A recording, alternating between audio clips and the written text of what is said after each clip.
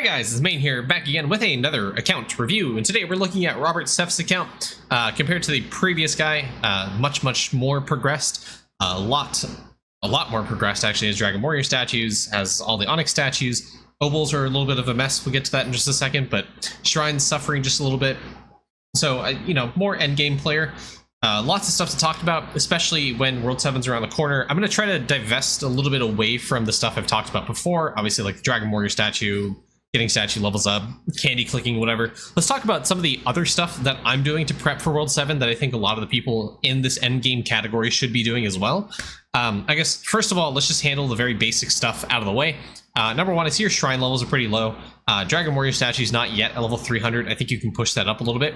And I think trying to aim to like 350 of the chopping of the mining statues will help a ton, especially when it comes to your prints. To help you, gear that up a little bit faster. Also, because I like Divinity, I'd recommend doing some Div Spiral statue upgrades like level 200, just to help you out in the long run. But yeah, obviously the shrines, I would like to see this up at like level 28, 29, to be completely honest, like a bare minimum for someone who's an endgamer. And that's going to come a lot from trying to get some gold cheese on your characters, trying to level that up to help you in that regard. Sorry. My free-to-play account, I realized it was minimized, so it's not gaining progress. But yeah, specifically talking about shrines, getting gold cheese on your character, making sure to put the shrines where a majority of your characters are like active, to help progress the shrine levels much faster. It's kind of a more forgotten about mechanic that people don't really do, and I'd highly recommend that you do that, because the longer you ignore that, the faster, the worse your account's going to be. So I'd highly recommend trying to optimize your shrine placement, trying to get golden cheese on your characters to help level up your shrines a bit faster. And it seems like you've done at least the cheese part on most characters. I mean, you have like your V-Man here who doesn't have it, you have your DK here who doesn't have it, your ES, your Siegebreaker that don't have it. So, make sure that your cheese is spread across those characters, and make sure that you actually do level up your shrines as much as you can. Cool. Other thing, obviously your Obols, make sure to level these up, or try to up tier them to an additional +1. So specifically the Magma Obol is trying to go from 14 drop rate to 15, the Sparkle Obol from 15 to 16, the Square 666s from 7 to 8, the Hexagon Obels from 10 to 11, and then when it comes to the Emperor Opal, you can get the 11% skill efficiency or the 11% all stat, or if you're really insane, you can spend all the Obol fragments you have to try to get 11/11 on the all stat and the skill efficiency, which is possible, just very hard. Yeah. Cool. Other thing that I would recommend actually is trying to get a good stockpile of gems. Typically, and I'll pull this up for the World 6 shop. Typically, the newer worlds have like a really high amount of gem costs. So when it comes to World 5, like all these chest slugs, you don't need these chest slugs, by the way.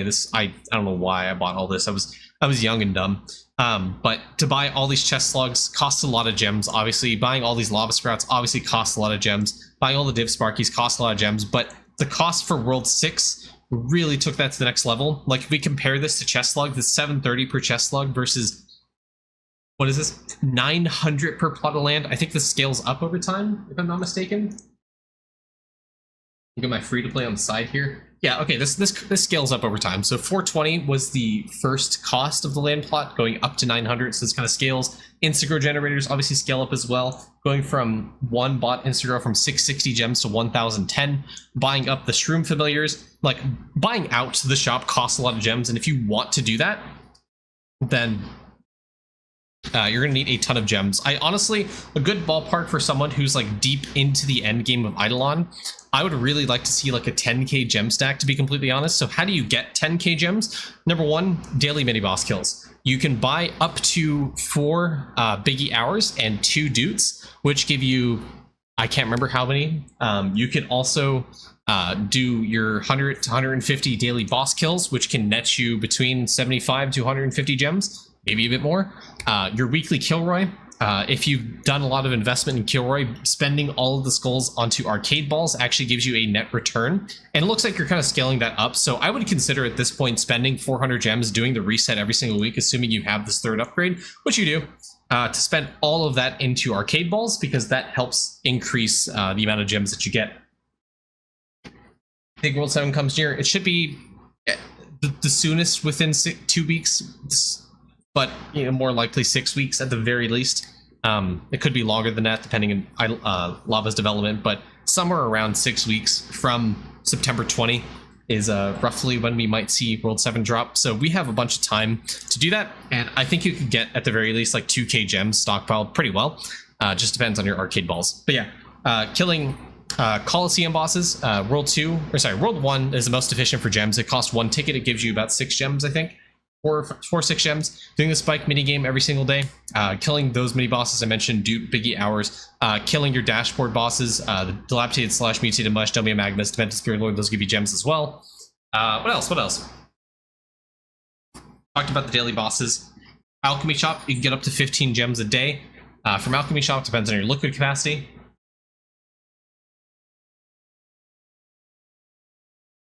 Yeah, those are the ones that come to mind. Yeah. I think of anything else. Yeah, giants as well. That's a pretty big source of gems. So if you haven't already gotten your like big game hunter bubble up, I'd probably get it up.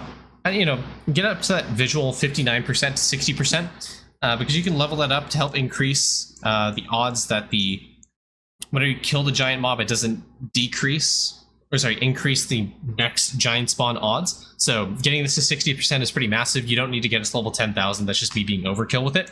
But yeah, you can get some free gems from that. Already said Alchemy Shop. Yeah. So yeah, I think it's realistic within 6 weeks you can stockpile 2k gems. It just takes a lot of commitment. Depends how much commitment you want to do. But just doing the Alchemy Shop, just doing Kilroy, getting those arcade balls, doing your giant spawns, doing your daily bosses, doing your Coliseum, all that stuff will help you in getting a good stockpile of gems. Cool. Okay, moving away from that. All that boring stuff out of the way. I guess just generally look at your account and see what I'd recommend doing.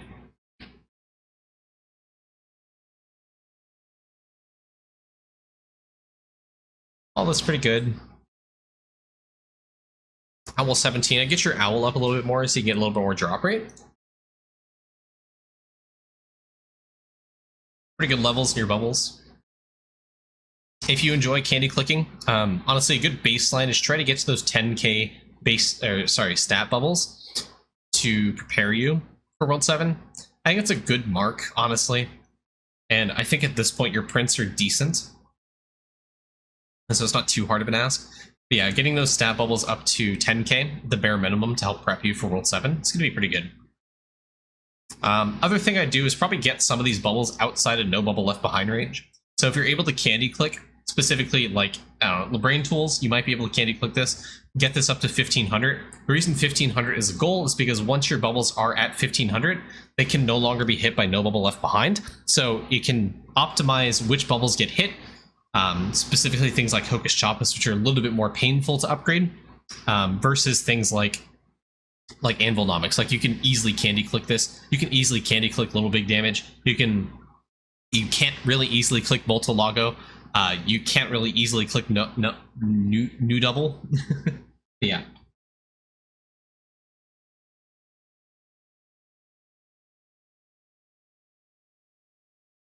Pretty good liquid. I would definitely do some liquid grinding though on your AC. And my goal for you is try to hit like a 1000 on cap and raid for all of your cauldrons. So making sure to stick your Arcane Cultist on a cauldron, your other characters, and doing cranium cooking actively. If you haven't already hit 400 talent levels, which I suspect you have, trying to hit that as fast as you can.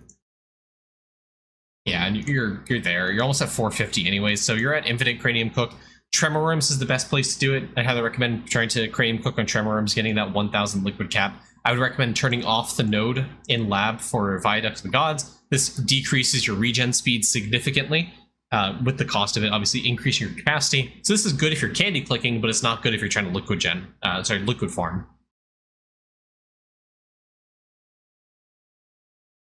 Also, this bubble right here, drop lots. You can actually level up this bubble a few more times. So I recommend trying to naturally level up this bubble because this, stamp, because this actually significantly increases your liquid regen speed. And this is a fantastic thing to do if you're trying to farm liquid, is if you're able to level this up, which you are able, you have 1.5 billion that you need to be able to level this up, which you have enough carry capacity to do, to level this bubble up. Sorry, stamp. I keep saying bubble. Stamp.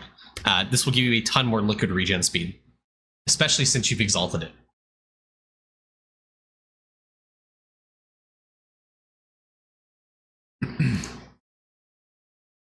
Good. Good, okay. Shimmer trial. I actually realized I don't think I've done the shimmer trial on my on this character. It's been a while since I've done on my main account. But today's my daily my weekly reset, so I gotta do it.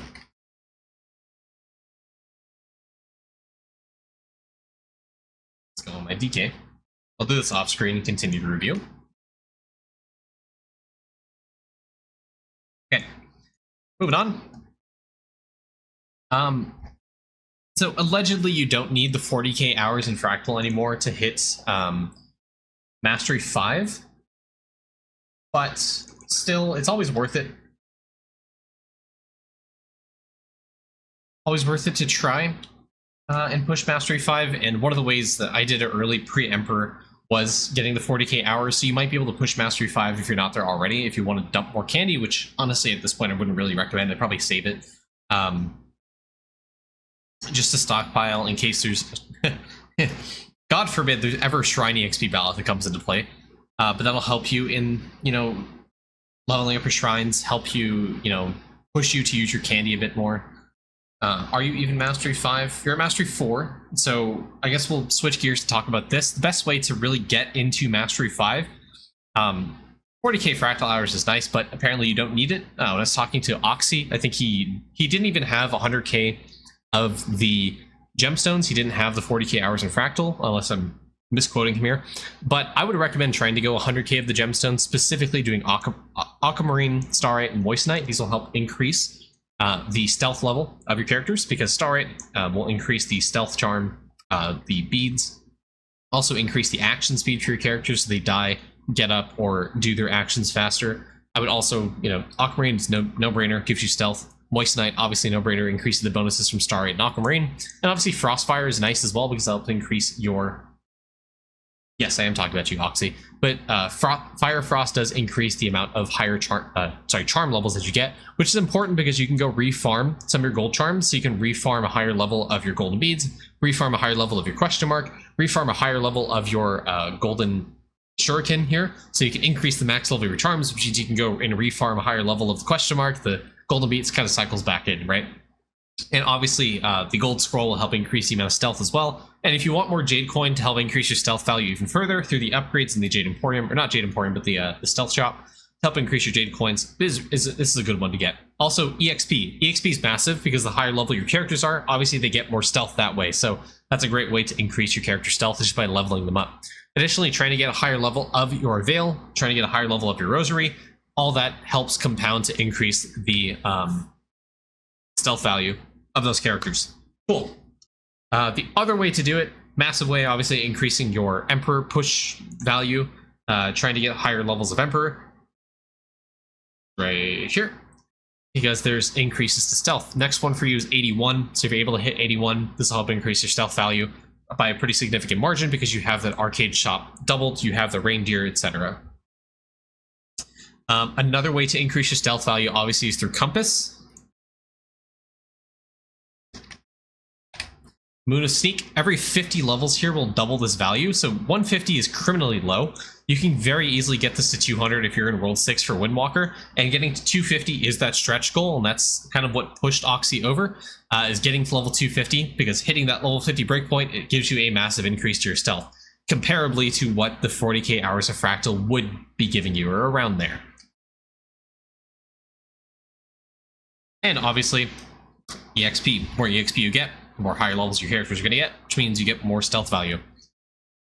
And, you know, the whole reason you want to get higher level of sneaking, trying to get to Mastery 5, is because getting to that ghost floor of Mastery 5 gives you a massive amount of EXP for your characters, and getting a combination of the... Getting the combination here of, again, my game lags, I don't frequently check this, but getting a combination of the black belts and the yellow belts with the glove massively increases the EXP that this character would get on the Ghost Floor, helps increase their action speeds. They collect EXP much faster, so that they level up. And you see here, my character's stealth value is 901. My stealth level is 901. That's because I'm at that Ghost Floor Mastery 5. But yeah, that's mostly why it's important, because it helps increase your overall account skill level, which factors into bravery and other measure bonuses to help increase your account, progress. So it's very, very important, just as a stretch goal for someone prepping to get into World 7. Okay, obviously the big goal when it comes to farming is trying to get that 230 crops. Best way to get 230 crops, obviously, is just farm your glassy crops to get highest tier glassy crop that you can, to help you do bean resets and try to get more levels of evolution GMO. Trying to hit that 3.3 to 3.4 is roughly crop evo, is usually when people hit that 230. So it's just a matter of constantly resetting, and using those magic beans to upgrade evolution GMO. I would honestly, in my opinion, get speed GMO up to 40 and 41 to help increase your growth speed, to get that sub 1 second growth speed for your glassy crops as you progress them. And in the end, trying to hit that 3.3 to 3.4x crop evo chance to push you up to that 230 crops found. It takes a very long time to do so, but you can definitely do it. Other thing, I would recommend trying to get OG for like 4x to help increase the chance you OG, so you get more magic beans when you do trade in eventually. Cool. But obviously, of course, doing the 100k crop grinding, which I suspect you took the snapshot in the middle of doing.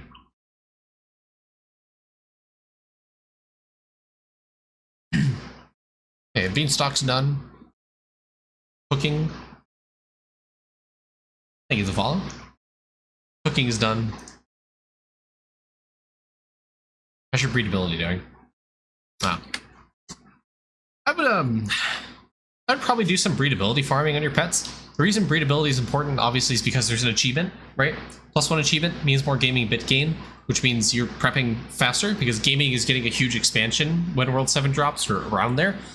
So it's definitely worth your time to try to get that achievement to help get you more bits, to help you in gaming eventually when that update drops. Additionally, the more breedability you get, the more crit chance your Windwalker gets, which means they do more damage. Getting above 100% crit chance on Windwalker actually is pretty important for all the master classes, actually, because you can mega crit, just not in your basic attacks, but on your abilities you can mega crit. So getting above that 100% crit chance for Windwalker is vitally important to help you push faster and increase your dust gains.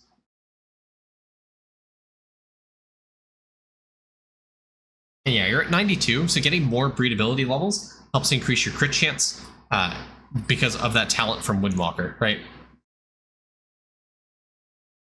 This talent right here, the Pump and Power, per 25 breedability levels across all breeding pets, so getting more breedability levels helps increase that crit chance.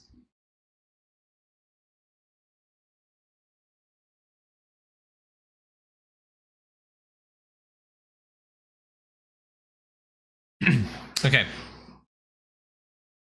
Just to help you out with the Law of Sale, the bits will be taken away. What? When did he say that? Anyways, when it comes to construction, just level up the fastest level building. The more overall building levels you get, the more construction build rate and refinery speed you'll get. So just by focusing on the buildings that take less than a minute, like Primordial Shrine, obviously getting those black lenses will help you, and maxing this out to 200 is a stretch goal for people pushing World 7. It's really good, but obviously pushing Pulse Mage, Fire Lobber, Boulder Roller, Frozen Malone, these take less than a minute, or mostly less than a minute to progress. It's very, very important to do that. Obviously, Trapper Drone, I'd highly recommend trying to level this as well, because World 7 is probably going to introduce a new critter, which means you get more critters out of this if you level up Trapper Drone, so it's worth it. I'd recommend trying to upgrade Trapper Drone here.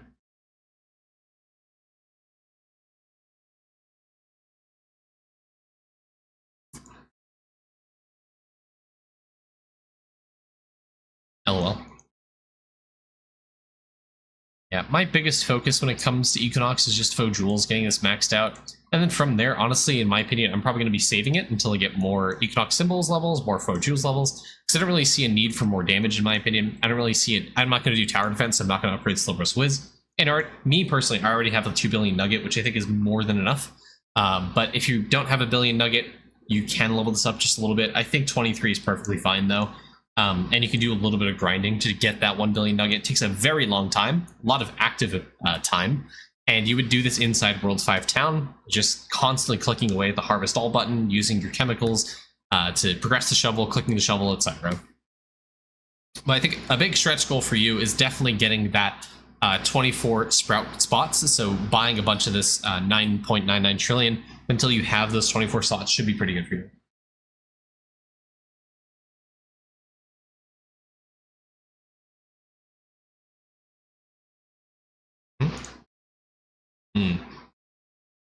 Okay. I mean, I hate wisdom myself, but I would still push this like 10k hours just to help, you know, get those extra starting attempts, get those insta matches, right?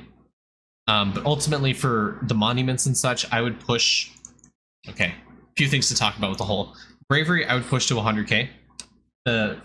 When you get to 100k, you're more likely to see bravery multi because you're pushing higher waves of bravery. Wave 47 plus is when you start to see bravery multi, and bravery multi is like huge, right? Especially when it comes to gaming bit gains. If that is coming out in a future update, you definitely want to prep and get that gaming bit gain multiplier. Additionally, your Opal investment, I wouldn't really put all your points into the Explorer. I would actually be splitting your Opals at this point. So I would be putting more pips into the Villager EXP here, try to max this out. And then what I do is I'd put at least 20 Opals in all these Villagers, and then I would cap them out on one of them. So for you, I'd probably do that on Cosmo, so you get more pips, so you're able to kind of be a little bit more free with it. But putting, investing the majority of your Opals here will help you get those, so you are able to more freely invest the Cosmo points. And then eventually you can just reset and do that onto Explorer instead. Or honestly, what I'd recommend is Belaya. There's probably more value out of Belaya right now because, I mean, you're not getting anything from Explorer and pushing Opals into here, except just future prepping, which, you know, see, he might redistribute the EXP anyways. So just put those points into Studier, so you are able to get these studies upgraded faster, so you're able to benefit from it more currently in the whole.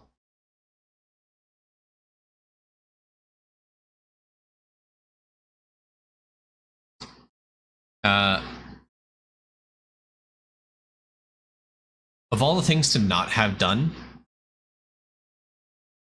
God Shard set is not what I expected. So you actually can get to 450 talents if you complete the God Shard set. I'm very surprised you don't have this completed yet, actually. How do you not have this completed?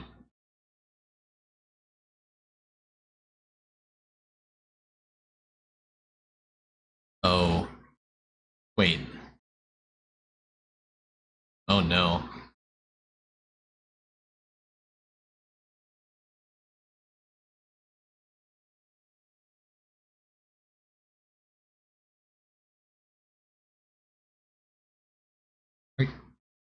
Are you There's only one possibility. There's only one possibility in my mind as to how you are not 120 trapping. There's two, actually. What's the... Huh?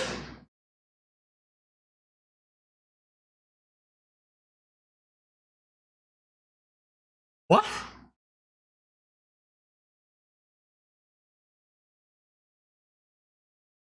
Okay. First things first.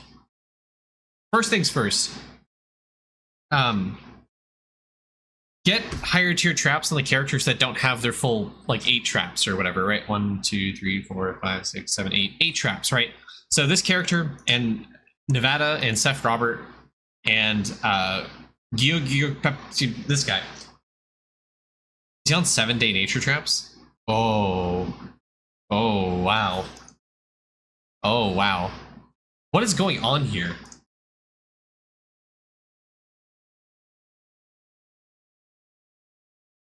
Okay. Ooh. Ooey booey.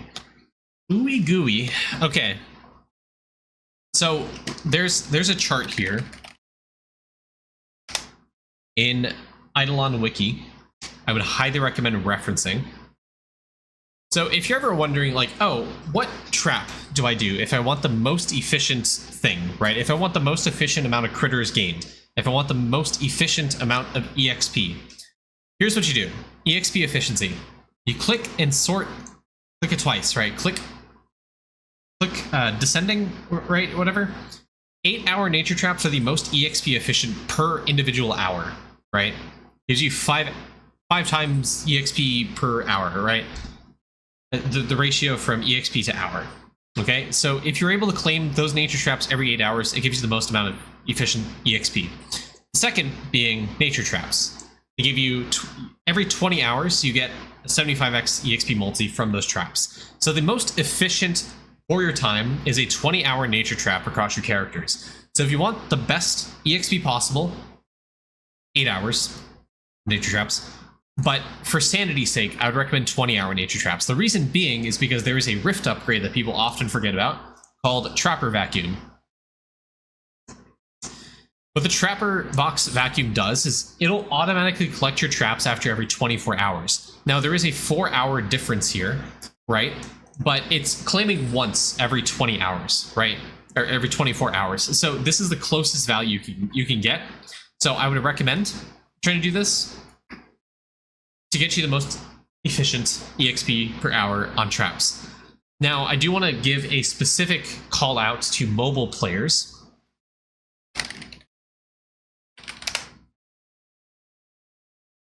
I have direct evidence of this because I was chatting with someone. I'm actually pulling up Reddit, which is crazy. So there was this guy a while ago.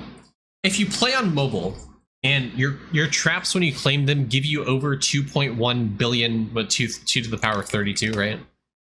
31, whatever. If your EXP is more than this, then it will overflow the experience that you get from trapping. So if you rely on trapper drones, you actually get negative experience, and the only way to fix this is play on web and browser, or sorry, web and Steam, or you individually collect the traps so it doesn't go over that 2 billion EXP value, so you cannot rely on Trapper Drone. So for that reason, I don't recommend playing on mobile, because it's just very painful. And secondly, I would only play on web or Steam to avoid this. That being said, I would highly recommend trying to reset your traps, do 20-hour nature traps across all your characters, make sure you have 8 traps set for every single character. And before you do the traps, I would recommend doing an EXP snapshot. So what that looks like is you go on your VMan, right? Let's go over to the main game scene so you guys can actually see my face here. Hello, hello. Close my door. Perfect. Let's go over. I don't want to delete my traps because I don't want to reset everything. But this is what you do. Very simple. You get Golden Ham. That is EXP for VMan. There you go. It's a lot of skill EXP. There's also a statue for skill EXP you can do. Pretty good. Take off skill dimwit. Skill efficiency for trapping and worship really doesn't matter. You can effectively very easily cap out on skill efficiency from multi-tool stamp, especially if you exalt it, to get all the EXP you possibly need out of turtles. And then I would equip balance of proficiency to give you that skill EXP. Again, skill efficiency doesn't matter here. There you go.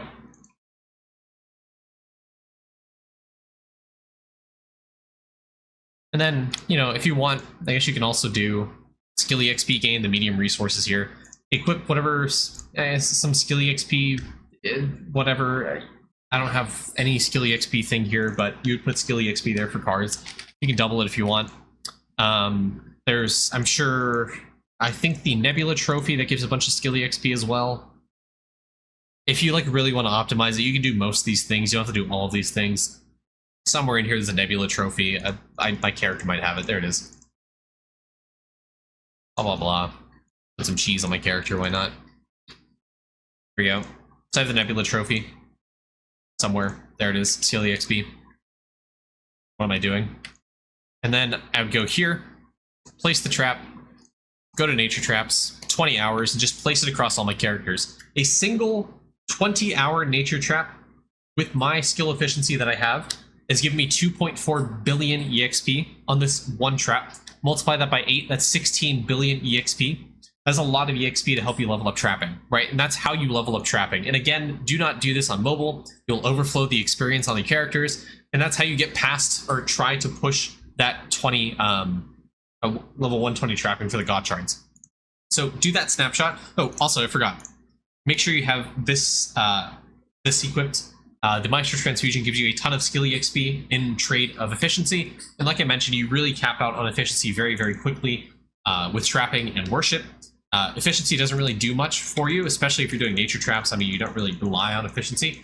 So you can just nuke skill efficiency for the purpose of skill EXP to help you progress that character much, much faster. So there you go. That's how you do a skill EXP snapshot for trapping. And you can also do the same for worship, like I said. So cool. Back to desktop view, which I'm already at. Cool.